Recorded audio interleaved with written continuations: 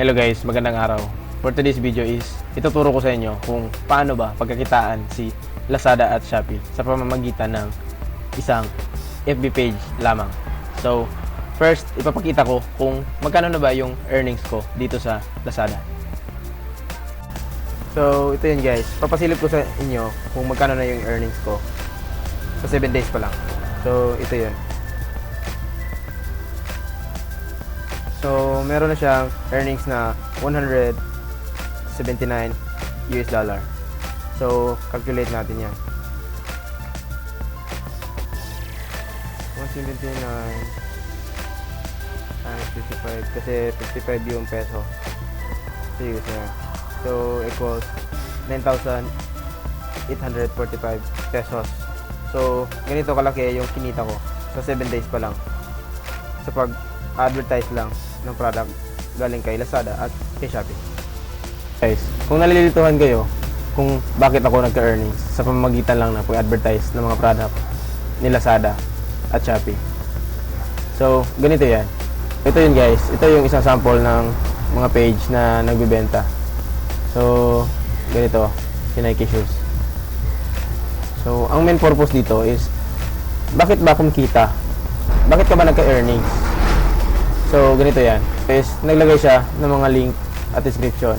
So, every tao na kiklik ng link na to is pupunta yan sa Shopee or sa original na nagbebenta sa Shopee ng product na yon. Kasi, every tao na bumibili ng mga item na to or ng mga product na to is dun ka kumikita or dun ka binibigyan ng earnings ni Shopee or ni Lazada. Ang kagandahan dito guys is wala kang perang ilalabas. Ang kailangan mo lang gawin is panoorin mo tong video. So sa mga nagtatanong kung paano ba gawin yung isang FB page is napakadali lang. Punta ka lang dito sa tabi ng profile mo. Click mo yung menu, tapos click mo tong page. Pagdating mo sa page is pilapan mo lang to kung ano bang naisip mong product na ibenta sa page mo. Halimbawa, Aqua Plus. Aqua Plus supplies. So, the category is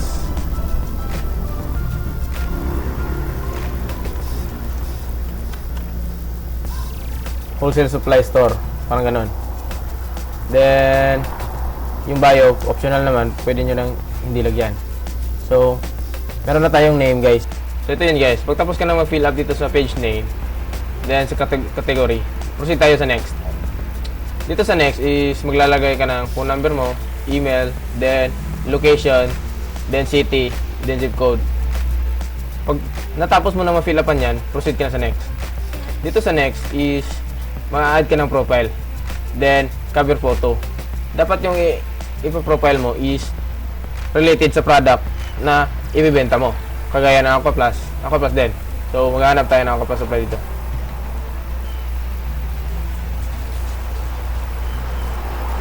So, kagaya nito, naghanap ako ng pwede kong ma-profile.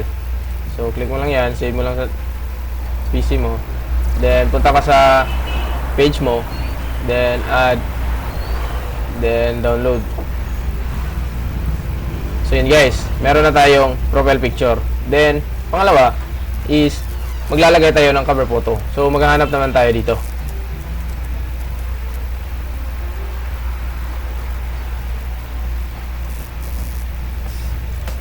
So, ito yung napili kong maging cover photo. So, save mo lang yan. Tapos, click mo to.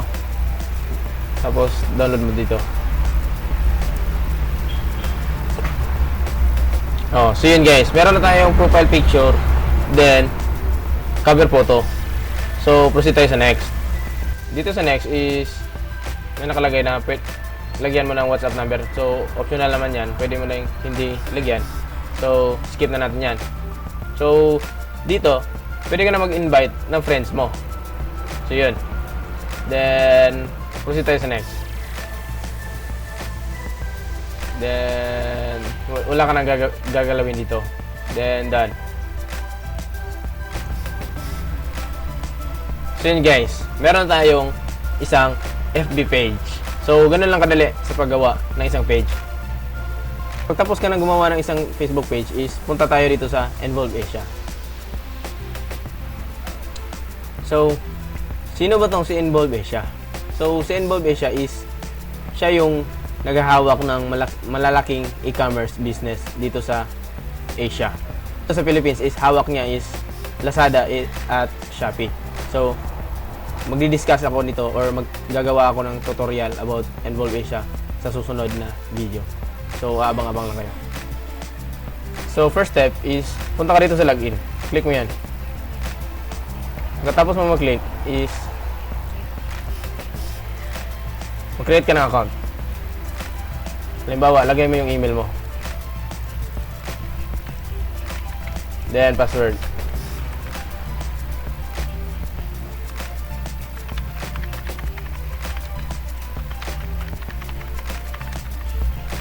Then click mo tong agree with Involve Asia terms of use and privacy policy. Click mo yan. Then create an account na. So save natin yan. So para ma-verify ito is punta ka sa email mo. Then ito na. Verify na ako ni Involve Asia. So click natin yan. I will verify. Pagkatapos nyan, login natin ulit. So yun na, makapasok na tayo dito sa Involve Asia. So ano bang gagawin natin dito is click mo to, I promote on social media, kasi magpo-promote tayo sa Facebook ng product. So click mo yan, then next. Pagkatapos ng next is marami kang pagpapilian dito kung saan mo ba siya i-advertise. So halimbawa, sa Facebook mo i-advertise, click mo yung Facebook. Dito sa Facebook, guys, is may nakalagay na what do we call your property. So, ano bang ilalagay natin dito sa what do we call property? So, ang ilalagay natin dito is yung mismong na-create natin na Facebook name or Facebook page name. So, sa akin is yung nagawa ko is Aqua Plus Supplies. So, Aqua Plus Supply din yung ilalagay ko dito. Yun. Then, what is the link to your social media profile? So, saan ba natin ito makikita yung social media URL or social media link? So, ganito lang yun. Punta ka dito sa Facebook page mo, then punta ka sa profile, click mo to, then punta ka sa settings and privacy, then click mo tong settings. So, halimbawa, pag hindi ka pa nakagawa ng link mo is i-edit mo to. Tapos lalagay mo kung ano din yung name ng pangalan ng page mo. So halimbawa Aqua Plus. So yun. Then nilugtungan ko na lang siguro ng wholesale. Kasi nakagawa na ako ng link eh. Tapos niyan, save mo. Pagtapos mo mag-save is ito na yung link. Halimbawa, ang purpose nito guys is para ma-update yung Facebook page mo na may sarili na siyang website talaga, website link talaga. So, pag refresh mo yan, click mo itong profile. So, kung nakikita mo to, ito na yun, yung website link mo. So, click mo yan, copy mo yan, then, ito yung provide mo dito. So, next na. Kung nakikita nyo to, is click ito. No, they do not recognize me. Next. Then dito is kung saan nabibilong yung followers nyo. Kung nasa 1,000 followers lang kayo, nasa 1,000 below lang. So next. Pagkatapos dito is saan ba, ano ba ipopromote mo? Toys ba? Fashion ba? Gaming ba? Parang ganoon. So para sa akin is health. Then next ko. So lalagay ko dito yung complete name ko.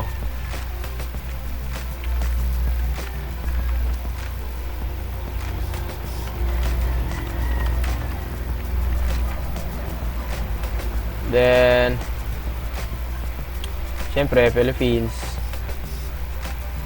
Lugar ng mga mandirigma. Then pagkatapos lagay mo dito Australia. Then USA, sorry. Philippines.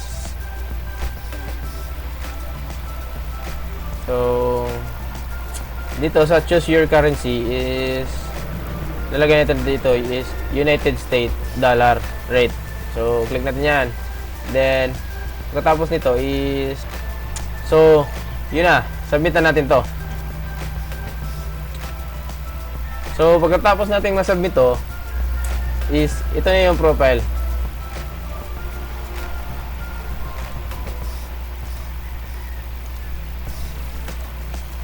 Get mo lang yan lahat. Tapos ito na yung profile. So, paano ba malalaman guys kung pwede ka na bang makapag-advertise sa Involve Asia? So, ito lang yan. Click mo lang to. Tapos, punta ka sa profile mo. Tapos, pag dating ka sa profile mo is click mo tong user. So, dito sa akin is nakalagay pending pa kasi kaka-create ko lang. Tapos, maghahantay siguro tayo ng mga 2 days or 1 day para ma-approve ito. Tapos, yun na yun. Pwede natin simulan. So, dito naman sa dashboard guys, is maghahanap ka dito ng mga e-commerce business na pwede mo nang pag-applyan.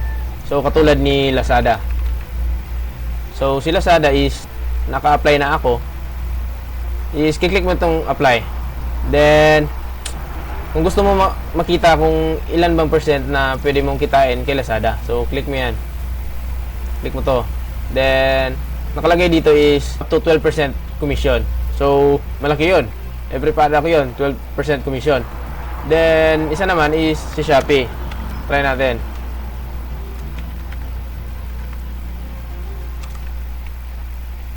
So, ito. Click din natin to. So, si Shopee naman is meron siyang earn up to 3.2% sales commission. So, napakalaki na yun. Or, halos isang week is kikita ka talaga. So, ito yun guys, is try na natin kung makakapag-upload na ba tayo kasi na-upload na ako ni Shopee. So, paano mag-upload is click mo yung promote. Pagkatapos, click mo yung promote is click mo tong Aqua Plus kasi Aqua Plus yung Facebook page mo. Dito sa URL is maghahanap ka ng product na Aqua Plus din dito sa Shopee. So, katulad dito. Copy the URL, then paste mo dito sa baba. Then, generate mo. Pagkatapos mo ma-generate yan is nakikita nyo tong link na to. Is copy nyo yan. Copy.